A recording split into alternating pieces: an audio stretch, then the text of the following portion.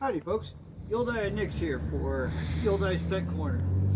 About a week ago we started a campaign. One subscriber, one bone. We got 9 bones, 9 subscribers last week. You'll notice Nick's on the intro, and next week we'll find out how many subscribers we got, and we'll have Scooby. It's a beautiful morning in the neighborhood.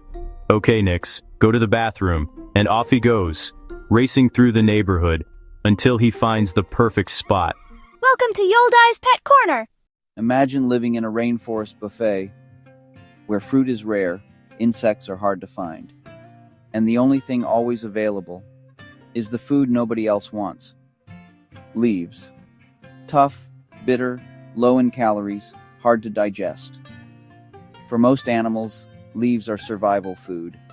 For Colobus monkeys, they're the entire plan. High in the forests of Central and Eastern Africa live 2 striking primates, the black and white Colobus and the lesser-known but deeply important red Colobus.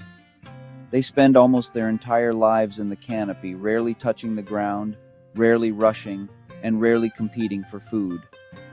Because while other primates fight over fruit, Colobus monkeys quietly eat what everyone else ignores. Leaves are everywhere in a forest. But they're a terrible source of energy. They contain tough cellulose fibers, plant toxins, very little sugar, and very little protein. So most primates avoid them. Colobus monkeys evolved to flip that rule. Instead of competing for the best food, they specialized in the food no one else wanted. Which raises a fascinating question. How do you turn leaves into fuel? To answer that, we'll look inside their biology, then back out to their behavior. Because digestion shapes everything they do, when they move, how they rest, and how they survive. But first, remember this: their calm confidence isn't laziness. It's strategy built for a diet that demands patience. Now let's step into the canopy and meet how that system works. Colobus monkeys have a multi-chambered, fermenting stomach similar in function to grazing animals like cows. That design is the key to turning leaves into fuel. Inside, specialized bacteria break down tough plant fibers slowly through fermentation, unlocking nutrients other animals can't access.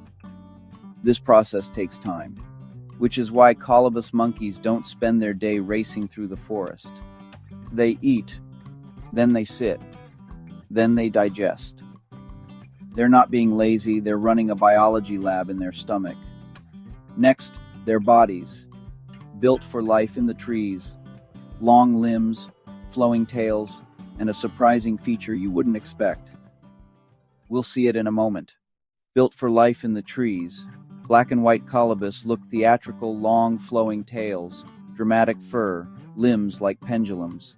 One detail stands out. They don't have proper thumbs. Their thumbs are reduced to tiny stubs, which sounds like a disadvantage until you watch them move. Without big thumbs getting in the way, they swing, leap, and glide through branches with incredible control. The ground is unfamiliar. The trees are home. A different pace of life. Because their food is everywhere, Colobus monkeys don't compete much with other primates. No loud fights over fruit trees. No frantic searching for insects. Their lifestyle is calm, deliberate, and energy efficient. They eat, move carefully, and rest to digest. That calm behavior helps them avoid attracting predators. Social life above the forest floor.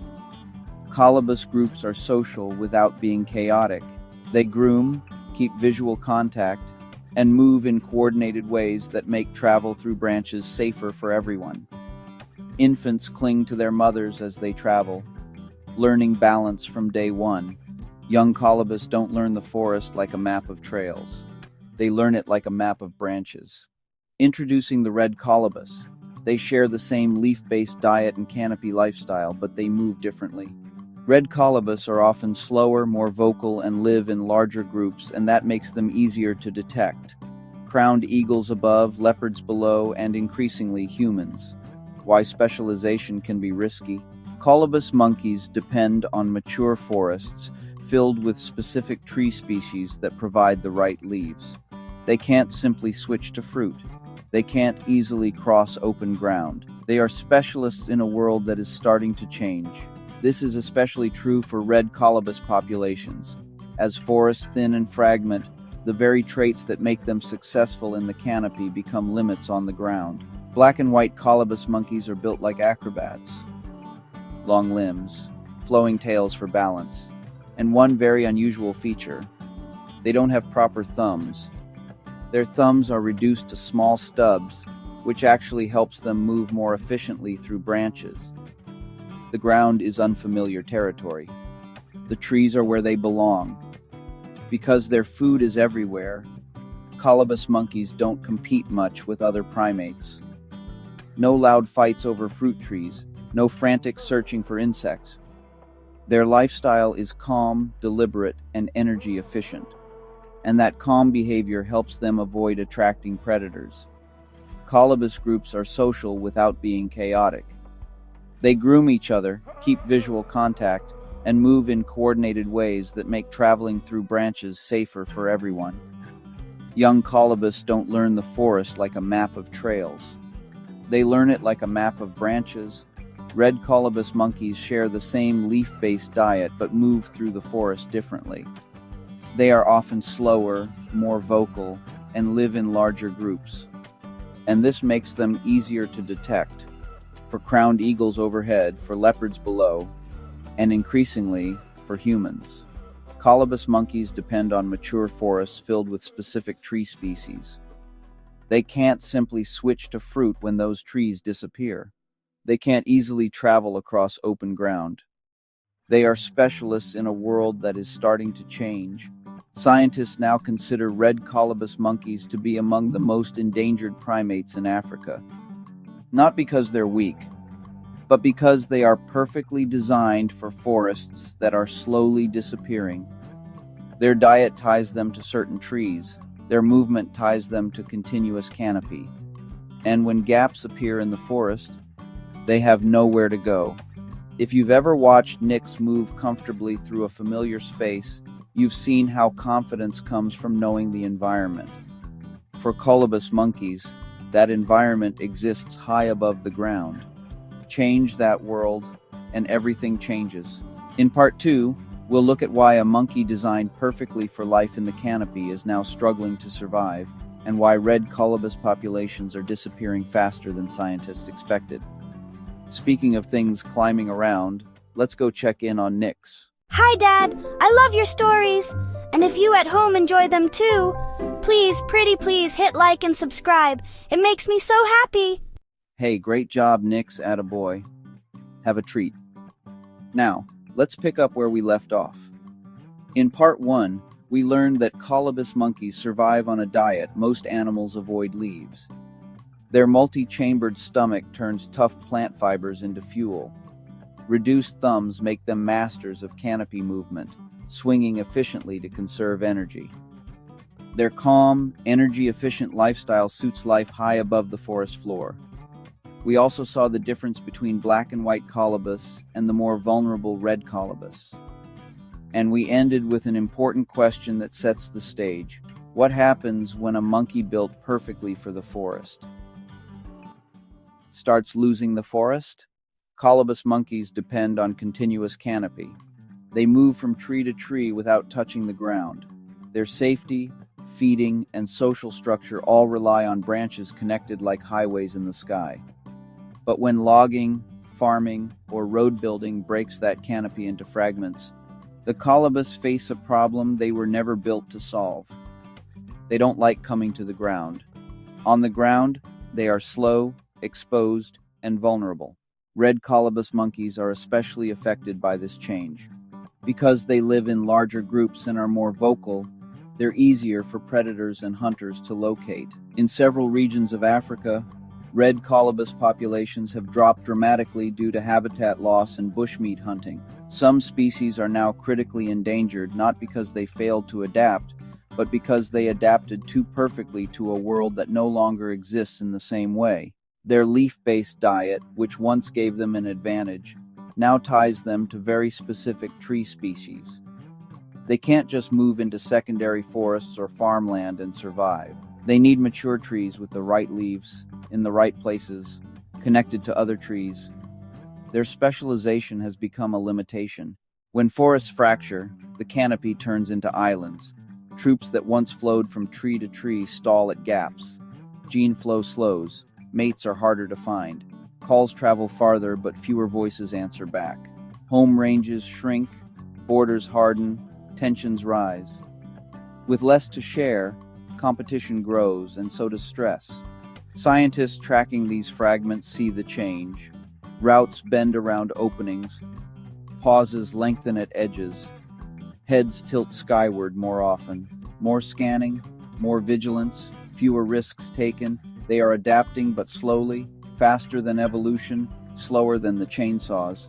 Without connected crowns to carry them forward, each island drifts farther apart. Reconnection isn't just habitat. It is heartbeat restoring paths for genes, for safety, for the quiet confidence to move again. Two cousins share the same branches, but not the same odds.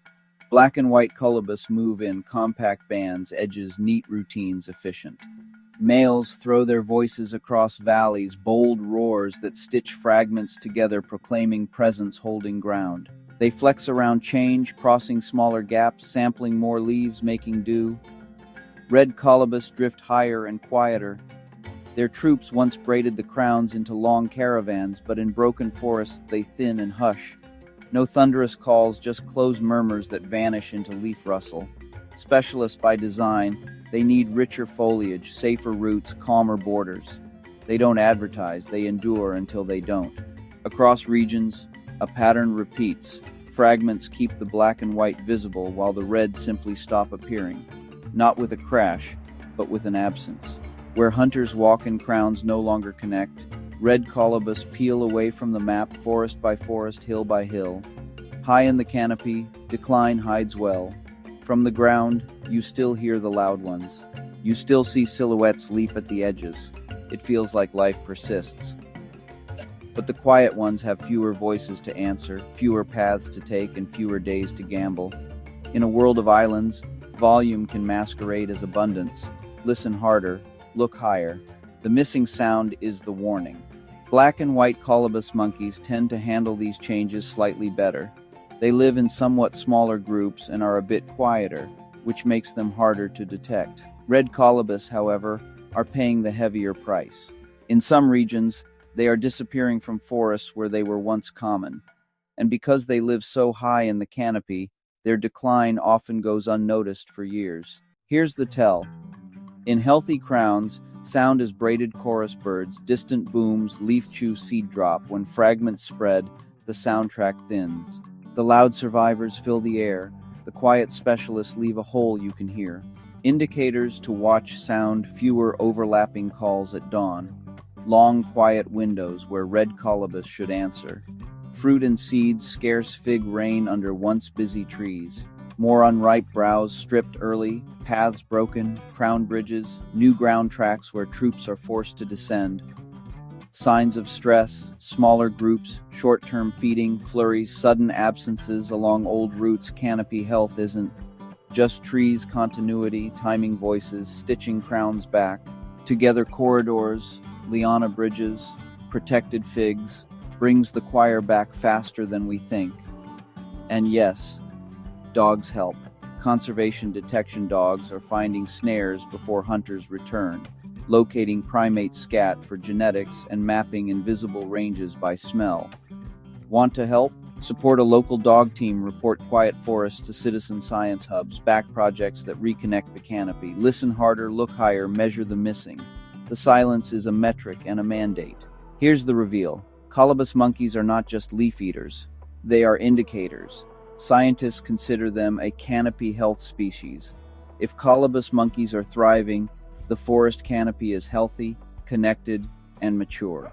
If Colobus numbers are dropping, it's often one of the earliest signs that the forest ecosystem itself is in trouble.